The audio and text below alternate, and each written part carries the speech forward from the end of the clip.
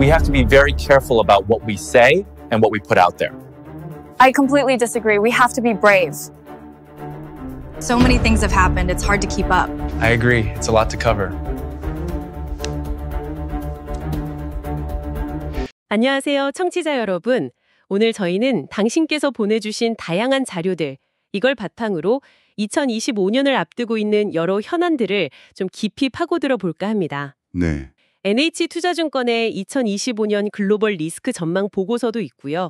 또 한국 노동시장 문제를 다룬 기사, 그리고 여러 유튜브 채널에서 나온 국내 정치 논란이나 특검 상황, 지방선거 전망까지 정말 방대한 정보들이 모였습니다. 정말 많네요. 저희 목표는 이 복잡한 정보들 속에서 핵심적인 통찰, 그러니까 당신께 가장 의미 있을 만한 그 연결고리를 찾아보는 겁니다. 네, 단순 요약이 아니라 그 이면을 보자는 거죠. 맞습니다. 각 사안들이 서로 어떤 영향을 주는지, 그래서 당신에게 어떤 의미가 있는지 함께 탐색해 보겠습니다. 자, 그럼 바로 시작해 볼까요? 좋습니다. 우선 2025년 글로벌 경제에 영향을 줄 수 있는 잠재적 위험 요소들부터 짚어보죠. NH투자증권 보고서에서 5가지를 꼽았어요. 네, 5가지 핵심 리스크죠. 미국의 예상보다 더딘 금리 인하 가능성, 또 트럼프 전 대통령 재집권 시의 불확실성, 미중 갈등 문제도 있고요. 그렇죠. 중국 중소은행 부실 문제, AI 성장세가 좀 꺾일 수 있다는 우려, 마지막으로 지정학적 긴장. 정말 포괄적이네요. 네, 근데 이게 다 따로 노는 게 아니라 서로 얽혀 있다는 게 중요합니다. 보고서에서 가장 주목하는 건 역시 미국의 물가랑 금리 문제인데요. 아, 역시 그게 제일 큰가요? 네, 고전적인 경제 모델, 그 피셔의 교환 방정식까지 언급하면서 바이든이든 트럼프든 재정 지출 확대 가능성이 높아서 물가 상승 압력이 여전할 수 있다, 이렇게 분석해요. 특히 트럼프 2기가 출범하면 감세하고 보호무역 강화하고 이러면서 앞으로 10년간 재정 적자가 7.5조 달러나 늘 수 있다. 이거 좀 충격적인 예측이죠. 7.5조 달러요? 와, 엄청나네요. 네, 이게 현실화되면 국채 발행이 늘어나니까 금리 상승 압력은 더 터질 수밖에 없고요. 그럼 트럼프발 리스크는 미중 관계에도 정말 큰 영향을 주겠네요. 보고서 예측으로는 중국 수출이 크게 감소할 거라고 하던데요. 그렇죠. 중국산 수입품에 60% 관세를 때리면 타격이 클 텐데 중국도 가만히 있진 않겠죠? 당연히 그렇겠죠. 네, 위안화 가치를 떨어뜨리려 할 수도 있고 재정 지출을 늘려서 내수를 살리려 할 수도 있고요. 더 나아가서는 중국이 생산 점유율이 압도적인 히터류 같은 거 있잖아요. 아, 네. 전략물자. 네, 그런 전략물자를 무기화할 가능성도 배제할 수는 없습니다. 이건 글로벌 공급망에 또 다른 충격을 줄 수 있는 변수고요. 여기에다가 중국 내부의 금융 리스크, 특히 지방 중소은행 부실 문제도 이게 심상치가 않아요. 아, 그것도 있었죠. 네, 지방정부 부채랑 부동산 침체가 맞물리면서 농촌상업은행 같은 곳들의 부실채권 비율이 높아지고 있습니다. 중국 정부가 구조조정에 나서긴 했는데 근본 원인이 해결 안 되면 언제 터질지 모르는 시한폭탄 같은 상황이라고 볼 수도 있어요. 와, 듣고 보니 정말 위험 요소가 한두 가지가 아니네요. 근데 기술 분야, 특히 AI 열풍에 대한 경고도 좀 흥미로웠어요. 맞습니다. 그 엔비디아 같은 하드웨어 기업은 성장이 눈부셨잖아요. 네, 그렇죠. 근데 이게 실제 서비스로 확산되는 속도는 좀 기대에 못 미친다는 지적이 나온 거죠. 어도비 AI 서비스 침투율이 6.7%밖에 안 된다는 수치도 나왔고요. 6.7%미선 생각보다 낮네요. 네. 그래서 보고서는 AI 혁명이 소프트웨어나 일반 소비자 서비스, 그러니까 B2C로 성공적으로 확산될 거냐, 아니면 그냥 하드웨어랑 B2B 수준에 머물 거냐, 여기에 따라서 시장 전망이 크게 달라질 수 있다는 디시전 트리 시나리오를 제시합니다. 그러니까 단순히 좋다 나쁘다가 아니라 얼마나 깊고 빠르게 퍼지느냐가 관건이라는 거군요. 정확합니다. 이건 당신의 기술주 투자 전략에도 중요한 시사점을 줄 수 있습니다. 이런 거시적인 불안 요인들은 결국 국내 경제, 특히 우리 해묵은 과제인 노동시장 개혁 논의하고도 연결될 수밖에 없을 것 같은데요. 보내주신 서울경제 기사를 보니까 전문가들은 한국 노동시장이 여전히 과거 제조업 시대 틀에 좀 갇혀있다. 특히 고용 유연성 확보가 시급하다. 이렇게 입을 모으고 있더라고요. 네, 그 경제학자 31명 대상 설문 결과가 좀 눈에 띄는데요. 81%가 노동 유연성 강화에 동의했고 가장 시급한 부분으로는 기존 근로자의 이직 및 해고 용이성, 이걸 65%나 꼽았다는 점입니다. 해고의 용이성이라 좀 민감한 부분이긴 하네요. 그렇죠. 유연성을 저해하는 요인으로는 노조 33%하고 경직된 해고 교재 20%가 지목됐고요. 물론 노조 조직률 가체는 14.2%로 낮지만 아시다시피 대기업이랑 공공 부분에 집중되어 있다 보니까 소위 노동시장 이중 구조를 더 심화시킨다는 비판이 계속 있었죠. 네, 대기업 정규직과 중소기업 비정규직 간의 격차 문제예요. 그래서 경영계에서는 파업 시 대체 근로 허용이나 사업장 점거 금지 같은 좀 사용자 측 대응 수단 강화를 요구하는 거고요. 맞습니다. 하지만 유연성이 그냥 쉬운 해고만을 의미해선 안 된다는 목소리를 당연히 높습니다. 그 점이 중요하죠. 균형이 필요한 부분이니까요. 네, 기사에서도 강조하듯이 고용 유연성은 쉬운 고용으로 이어질 수 있도록 사회 안전망 강화와 함께 가야 합니다. 해고가 쉬워지는 만큼 재취업 지원이나 실업급여 같은 게 튼튼해야 노동자들도 변화를 받아들일 수 있겠죠. 그렇죠. 안전망 없이는 불안할 수밖에 없으니까요. 그리고 대립적인 노사관계를 좀 협력적으로 바꾸려는 노력도 필요하고요. 또 전체 기업의 99%를 차지하는 중소기업 현실에 맞는 노동법 적용, 그리고 기업별 노조의 한계를 넘어서는 초기업별 교섭 시스템, 예를 들면 산업별 노조 같은 거요. 이런 도입 필요성도 같이 제시되고 있습니다. 구조적인 개선이 필요하다는 거군요. 네, 이런 논의가 중요한 건 결국 글로벌 경제 환경 변화에 우리 경제가 얼마나 잘 적응할 수 있느냐가 이 노동시장의 유연성과 안정성, 그 균형에 달려있기 때문입니다. 당신은 이 문제를 어떻게 보고 계신가요? 글쎄요, 정말 어려운 문제 같습니다. 자, 경제와 노동 문제만큼이나 지금 한국 사회를 뜨겁게 달구고 있는 건 역시 정치권의 여러 논란들인데요. 보내주신 유튜브 자료들을 보면 국민의힘 대구 장외 집회 관련해서 논란이 상당하네요. 네, 그렇죠. 주최 측에서는 7만 명이 모였다고 주장했는데 실제 참가 인원은 한 2만 명 안팎으로 보인다는 분석이 나왔고요. 과거 같은 장소에서 열렸던 다른 집회 사진하고 비교하면서 참석 인원 부풀리기 아니냐 이런 의혹이 제기되고 있습니다. 단순히 숫자 문제만이 아닌가 보네요. 네, 5년 8개월 만에 장애투쟁을 다시 했는데 그 효과가 미미했다는 내부 비판도 좀 나오고 있다고 하고요.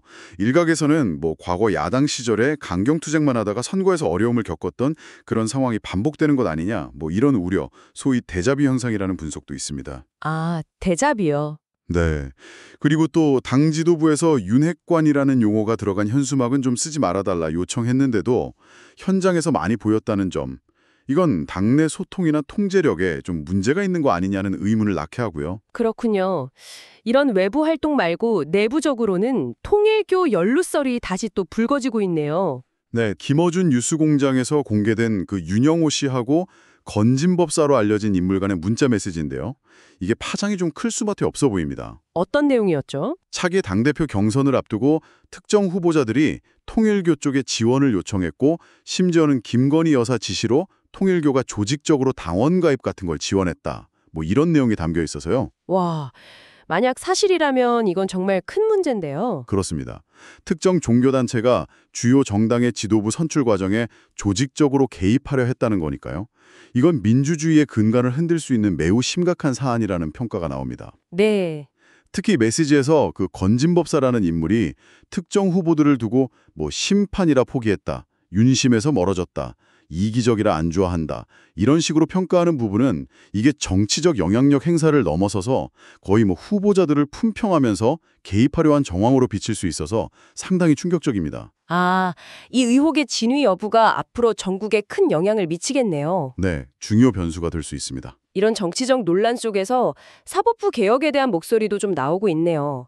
조희대 대법원장이 세종대왕 법치를 언급하면서 사법 개혁 의지를 내비쳤다는 해석이 있다고요. 네, 그런 분석이 있습니다. 곧 법관 대표회의가 열려서 대법관 추천 방식 다양화 같은 걸 논의할 예정이라고 하는데요. 다만 일선 판사들의 시각과는 좀 차이가 있다는 지적도 같이 나오곤 있습니다. 한편 정책 결정 과정에서도 논란이 있네요. 서울시의 한강 리버버스 사업 말이죠. 네, 그 박용진 전 의원이 지적한 부분인데 초기 투자비만 900억 원 넘고 매년 운용비도 200억 원이나 되는 이 사업 대신에 적자 때문에 폐지 위기에 놓인 마을버스 환승 지원에 예산을 쓰는 게 서민 교통복지에 더 시급한 거 아니냐 이런 비판이죠. 그렇죠. 마을버스는 정말 시민들의 셀핏줄인데 말이죠. 네, 관광용 성격이 강해 보이는 리버버스하고 우선순위 논쟁이 붙은 겁니다. 최근 서울시가 리버버스를 약간 관광용으로 포지셔닝하려는 듯한 모습을 보이는 것도 이런 비판을 의식한 게 아니냐는 시각도 있고요. 이제 특검 정국과 관련된 법적 공방으로 좀 넘어가 보겠습니다. 이것도 여러 자료들을 종합해보면 내란 특검 관련해서 심우정 전 검찰총장이 17시간 넘게 조사를 받았다고요? 네, 아주 강도 높은 조사를 받은 것으로 알려졌습니다. 특검은 심 전 총장을 김건희 여사 관련 수사, 그 디올백이나 도이치모터스 건 있잖아요. 네네. 그 수사 무마 의혹하고 또 이종섭 전 장관 출국 금지 해제 과정에 개입했다는 의혹, 이 두 가지의 핵심 연결고리로 보고 있는 것 같습니다. 핵심 연결고리요? 네, 특히 심 전 총장이 검찰총장 직무대리 시절에 특검 수사에 대비해서 회의를 소집했다거나 특전 사안에 대해 수사심의위원회 소집을 검토했다는 정황이 포착됐는데 이건 수사방해 시도로 해석될 여지가 있어서 추가 조사가 불가피해 보입니다. 그렇군요. 다른 혐의들도 있다고요? 네, 순직 해병 특검이나 김건희 특검, 다른 특검에서도 조사 대상이 될 가능성이 있고요. 과거 인천지검장 시절 직무유기 혐의로 고발된 건이나 딸 특혜 채용 의혹 같은 여러 논란에도 연루되어 있습니다. 검찰 내 윤석열 라인의 핵심 인물로서 그의 역할과 책임 범위가 어디까지인지 이게 규명 대상이 될 겁니다. 반면에 한동훈 전 비대위원장은 증인 출석 요구에 응하지 않으면서 패문 부재를 이유로 들었다는 점이 논란이 되고 있네요. 네, 그게 참 법무부 장관까지 지낸 인물이 법원의 소환 요구를 사실상 회피하는 듯한 모습으로 비춰지면서 비판이 거셉니다. 법적으로는 어떻게 되나요? 불출석하면? 법적으로는 증인이 안 나오면 과태료를 부과하거나 강제로 데려올 수 있긴 한데 현실적으로는 잘 집행되지 않는다는 점을 이용한 것 아니냐는 지적이 나옵니다. 특히 패문부재라는 법률 용어를 본인이 직접 언급하면서 불출석 사유로 삼은 건 뭐랄까 법을 잘 아는 사람이 법 절차를 좀 가볍게 여긴다는 인상을 줄 수 있어서 더 비판받는 것 같습니다. 과거 검사 시절 피의자나 증인들에게 엄격했던 모습과는 너무 대조적이라는 평가도 있고요. 그렇군요. 윤석열 전 대통령의 기습적인 보석 신청도 있었네요. 네, 건강 문제하고 추석 명절을 이유로 들었지만 혐의를 계속 부인하고 있고 증거인멸이나 도주 우려가 여전히 제기되는 상황이라서 법조계에서는 기각 가능성을 높게 보고 있습니다. 과거 박근혜 전 대통령도 구속 상태에서 재판받았다는 점과 비교되기도 하고요. 아, 그렇군요. 한편 통일교 한학자 총재에 대한 구속영장 심사에는 변호인단이 14명이나 투입됐다고요? 네, 대규모 변호인단이 투입돼서 총력 방어에 나섰는데 역시 증거인멸과 도주 우려가 핵심 쟁점이 될 전망입니다. 정말 여러 법적 다툼이 동시에 진행되고 있네요. 또 다른 논란도 있다고요? 관봉권 띠지 분실 사건. 아, 네. 그 과거 사건 수사와 관련된 건데요. 국회 법사위 청문회에 증인으로 나왔던 최재현 검사가 의원들 질의에 좀 고압적인 태도를 보이고 핵심 증거인 띠지 분실 사실을 알고도 묵살했다는 의혹이 제기되면서 파장이 컸습니다. 묵살 의혹이요? 네. 특히 사라진 그 비닐 포장지에 혹시 지문 같은 증거가 있었을지도 모르는데 그걸 인멸하려고 일부러 띠지랑 비닐을 폐기한 거 아니냐. 이런 질타가 쏟아졌죠. 최 검사는 그 비닐의 행방에 대해 명확히 답변하지 못했고요. 와, 이런 일련의 사건들이 사법 시스템과 검찰에 대한 신뢰에 정말 큰 영향을 미치겠네요. 네, 그렇습니다. 국민적 신뢰에 심각한 영향을 주고 있다고 봐야죠. 당신은 이 복잡한 법적 다툼 속에서 무엇이 가장 중요하다고 생각하시나요? 글쎄요, 진실규명과 절차적 정의가 아닐까 싶습니다. 자, 마지막으로 여론지형과 내년 지방선거 전망을 좀 살펴보겠습니다. 최근 여론조사들을 보면 대통령 지지율이나 정당 지지율은 큰 변동 없이 유지되는 추세라고요. 네, 그렇습니다.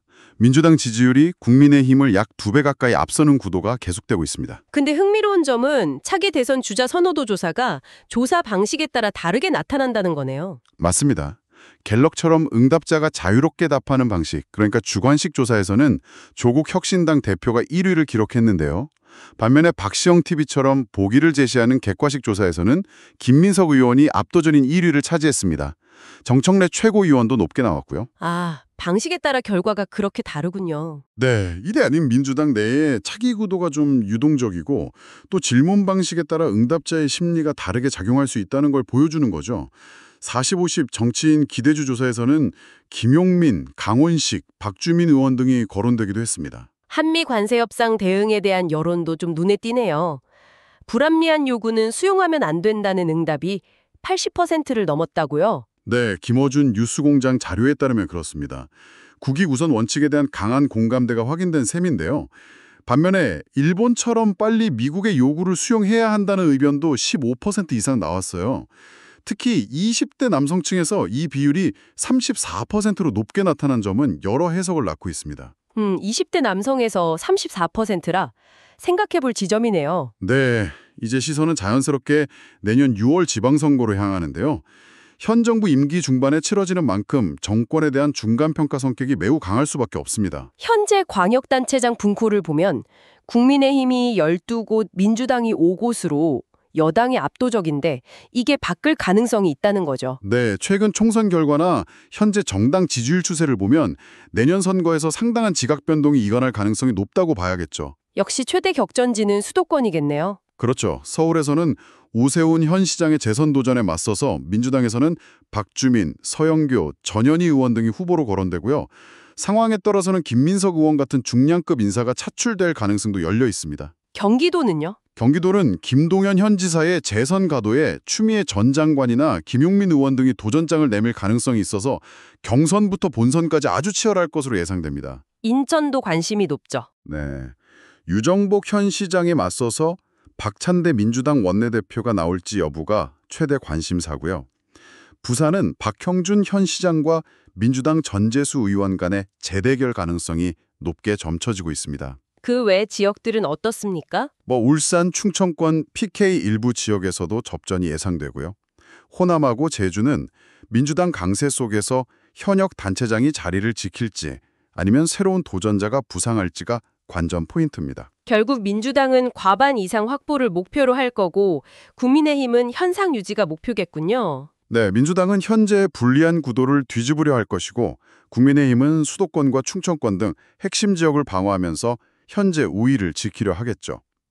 이 선거 결과가 다음 대선 구도에도 큰 영향을 미칠 겁니다. 오늘 저에는 2025년 글로벌 경제 리스크부터 국내 노동시장 개혁 과제, 또 현재 진행형인 정치 사법적 논란들, 그리고 내년 지방선거 조기 전망까지 정말 광범위한 주제들을 당신이 보내주신 자료를 통해 깊이 있게 살펴봤습니다. 네, 그 글로벌 경제의 불확실성이 커지는 가운데 국내적으로는 노동개혁이라는 구조적인 과제와 함께 정치적 갈등, 또 사법 시스템에 대한 신뢰 문제가 복잡하게 얽혀 돌아가고 있다는 걸 확인할 수 있었습니다. 그렇죠. 특히 정치권의 극한 대립이나 사법기관을 둘러싼 논란은 사회 전체의 피로도를 높이고 또 꼭 필요한 개혁의 동력을 약화시킬 수 있다는 점에서 좀 우려스럽습니다. 오늘 다룬 정말 수많은 정보와 쟁점들 속에서 당신은 어떤 질문을 던지고 싶으신가요?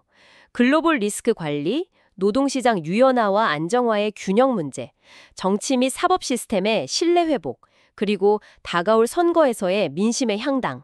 이 중에서 앞으로 한국 사회의 방향을 결정짓는 가장 중요한 변수는 과연 무엇일지 한번 잠시 생각해보는 시간을 가져보시는 건 어떨까요? 네, 좋은 질문입니다. 저희는 다음 시간에 더 날카로운 분석으로 돌아오겠습니다. 함께해 주셔서 감사합니다. 감사합니다.